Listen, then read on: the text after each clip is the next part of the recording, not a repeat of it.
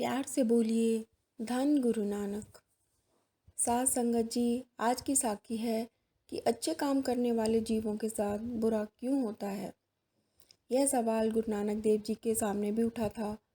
गुरु जी के दो शिष्य थे, एक वह जो रोज़ गुरु जी की सेवा में आता था और दूसरा वह जो वैश्या के पास जाता था। बहुत समय गुजर गया तो एक दिन वह व्यक्ति जो वैश्या के पास जाता था, उसने अपने दोस्त को कहा, तुम तो रोज़ सत्संग सुनते हो और मैं रोज़ वैश्या के पास जाता हूँ। हम दोनों के ही जीवन में कोई फ़र्क नहीं आया है। तो अगर मैं वैश्या के पास जाता हूँ तो क्या बुरा है? तुम गुरु के पास जाते हो तो तुमने कौन सा अच्छा फल पा लिया? इस बात ने अच्छे व्यक्ति के दिमाग पर गहरा प्रभाव किया और दोनों में तय हुआ कि जो दोस्त वैश्या के पास जाता है वह वैश्या के जाए और जो दोस्त गुरु के पास जाता है वह गुरु के पास जाए।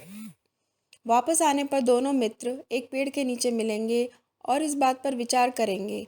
दोनों मित्र अपने अपने स्थान पर निकल गए, परंतु वैश्या कोठी पर नहीं थी, इसलिए बुरा व्यक्ति वापस जल्दी आ गया और पेड़ के नीचे बैठ गया। समय बिताने के लिए उसने एक लकड़ी से ज़मीन को खोदना शुरू कर दिया। थोड़ी देर में उसे एहसास हुआ कि ज़मीन के नीचे कुछ है। उसने ज़मीन को खोदा तो पाया कि ज़मीन के नीचे मटका है और जब उसने मटके में देखा तो उसे सोने का एक सिक्का मिला। वह बहुत खुश हुआ। इतने में अच्छा व्यक्ति भी गुरुजी से गुरबाणी सुनने के पश्चात वापस तय हुए स्थान पर पहुंचने के लिए निकल गया। रास्ते में उसके पाँव में कांटा चुभ गया। जब वह लंगड़ाता लंगड़ाता अपने दोस्त के पास पहुंचा तो बुरे व्यक्ति ने उससे कहा, देखा, आज भी मैं ही फायदे में रहा, तुम्हें कांटा मिला और मुझे यह सोने का सिक्का। अच्छा व्यक्ति यह सुनकर हैरान हो गया और वह इस बात का राज गुरुजी से जानने के लिए अपने दोस्त को संग लेकर उनके स्थान को निकल गया। जब गुरुजी से यह बात पूछी कि सत्संगी को कांटा और वैश्या के घर जाने वाले को सोने का सिक्का, यह क्या राज है, तो इस पर श्री गुरु नानक देव जी ने दोनों को बताया, हम सबका बही खाता परमात्मा के पास है।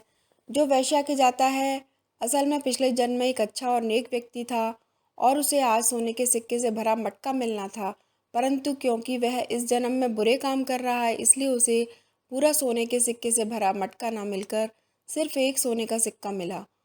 और तुम पिछले जन्म में बुरे काम करते थे इसलिए आज तुम्हारी मृत्यु होनी थी, परंतु क्योंकि तुम इस जन्म में अच्छे काम कर रहे हो इसलिए तुम्हारी मृत्यु टल गई और वह एक छोटी सी चोट में बदल गई।